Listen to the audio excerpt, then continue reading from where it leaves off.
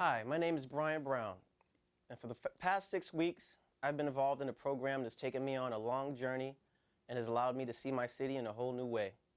Tonight, I'm going to share with you a movie that I made using the BNN studios here in Roxbury. The movie is called Blue, Red, and White, and it takes scenes from the city of Boston and puts them in a format that I hope you will enjoy. My movie is next. Thank you very much.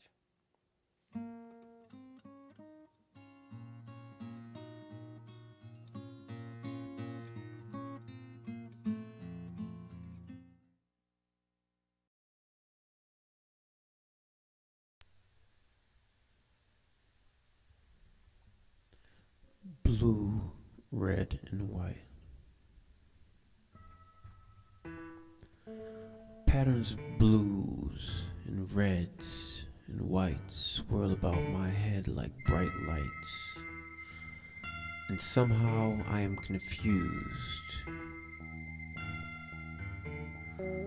Because I like the colors, but when I see the American flag wave, I can only think of how my freedom is the product of the dead slaves.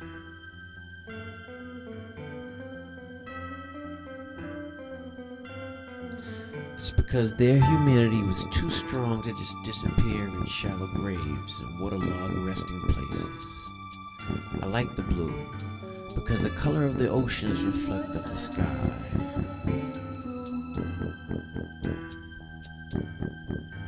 But the Atlantic Ocean I peer into is the place so many died, and I could hear the cries from the slave ships and the cracks of leather whips meant to get my grandparents to behave properly.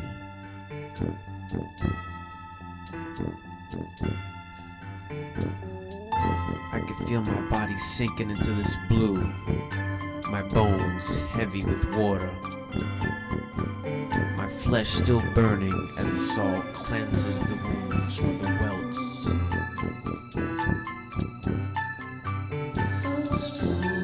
Still I know my most certain death is better than subjugation.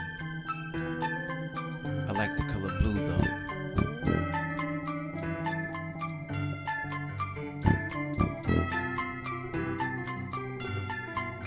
Its deep consideration and contemplation of freedom is apparent. It is the color of the throat chakra, so that I man speak the blue words of divine truth.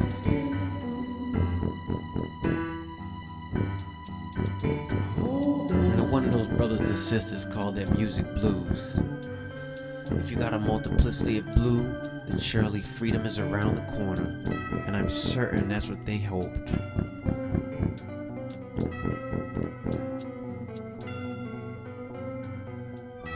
The many holders of the blue shared their truth with the world only to be grossly misunderstood.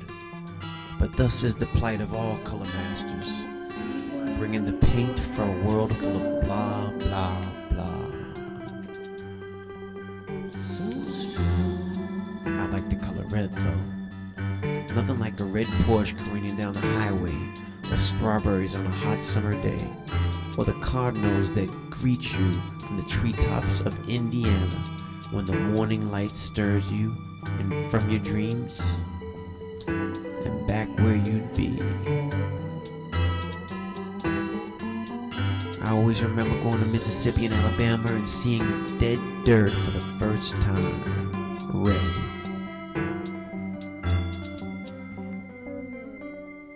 As a child, I thought it was a miracle of science. How could dirt be red? Red, red, red. Red from blood that was shed, because the earth does not forget. The earth, the great mother of us all, in concert with the moon, records everything, and there we were, young children of slaves, dancing and digging into dirt stained with our own blood. Of course we were unknowing that this is not enough to remove the irony, but I still love the color red. It is the blazing brilliance of defiance and no fear. It is the power of struggle within the flesh of my predecessors that now marks my path after years of those same water souls being forced to spill their power into the streets. But the beauty of red is difficult. one cannot paint red with white because one would have pink. Paint over blue and red shines through as purple. I like the color red. And what about the white? White always has been defined to me as opposite. You see, white always is akin to purity and cleanliness and used to be socially akin to right. White is wrong. See what my man has to go through. So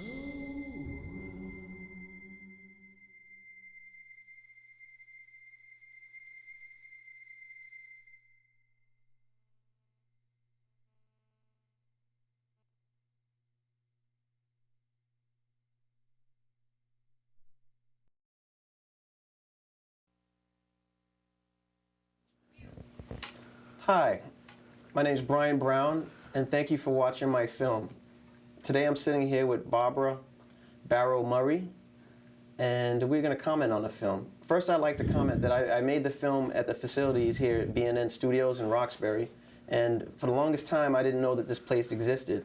So I took a chance to take a class to come here, and I'm just amazed. I want to thank you for providing me with the opportunity to use the equipment and to just to get to know there was a whole world of media that I wasn't even involved in until now. Well, you're more than welcome. I'm very happy that you came. I'm happy that all the students have come from the community. I find that you get incredible work from people who didn't even know they had it in them, like your film, City Images.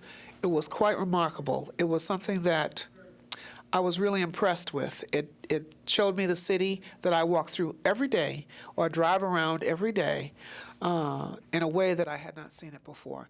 Your narrative was something that changed the images that I see every day. It made me reflect on places like downtown Boston, where you have images of, I think it's Lincoln with that boy's head in his lap almost, that it was a slave.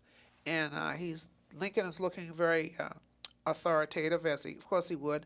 And the boy, what is the boy about? I don't understand what that whole thing was to be. Was he saying thank you? Was he saying I don't know what to do with when the chains are off? What was that? And the music and the narration that you put in that film was something that really made me stop and think about what did the sculptor have in mind when he put that up there. It really gave me a different perspective of it. Looking at the Ritz-Carlton diagonally across over there by the park, it's something that made me really think about just the contrast between what we're dealing with in our city and in our history, in our American history.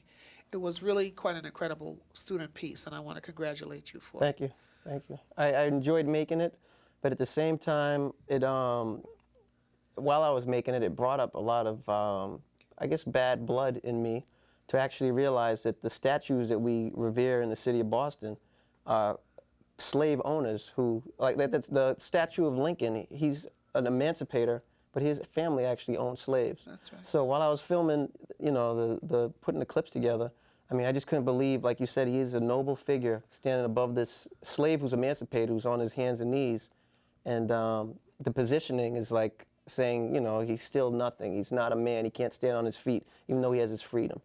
And it sits in the heart of the city where wealth and opulence, and it's, where we have no control in that part of the city at all. Well, it shows you what the thinking was at that time. And I think that the thinking, unfortunately, has not changed a whole lot. And the laws, in fact, are reflective of that.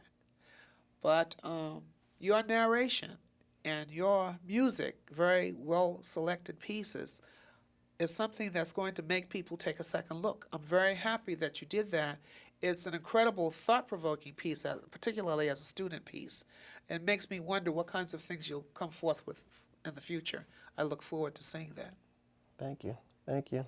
I don't know what other venue it would be shown in, but hopefully other people see it and they'll get ideas as to what they could do as far as production-wise at the facilities here in Roxbury.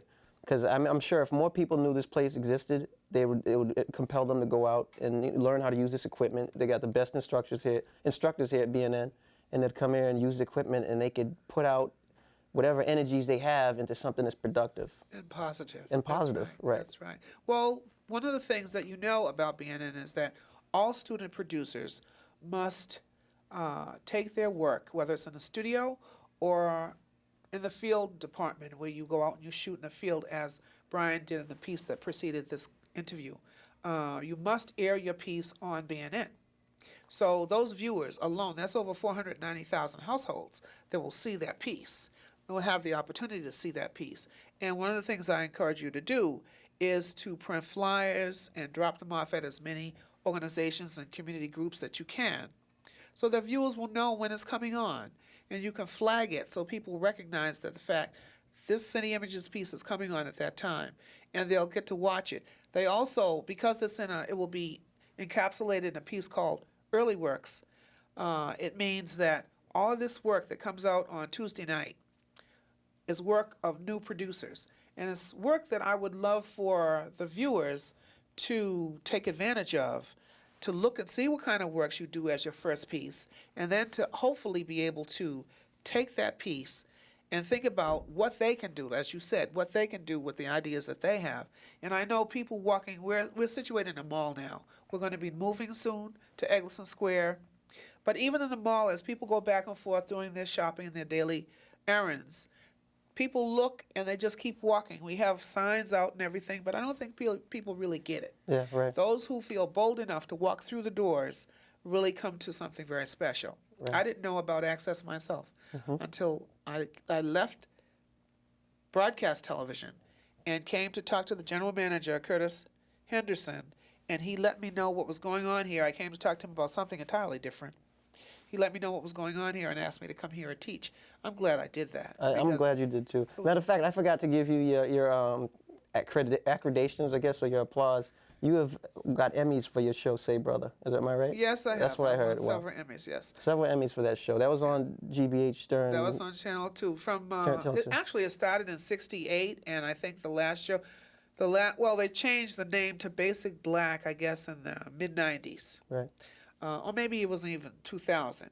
But yeah, it ran for at least 3 decades, and I was there during its first decade and the second decade.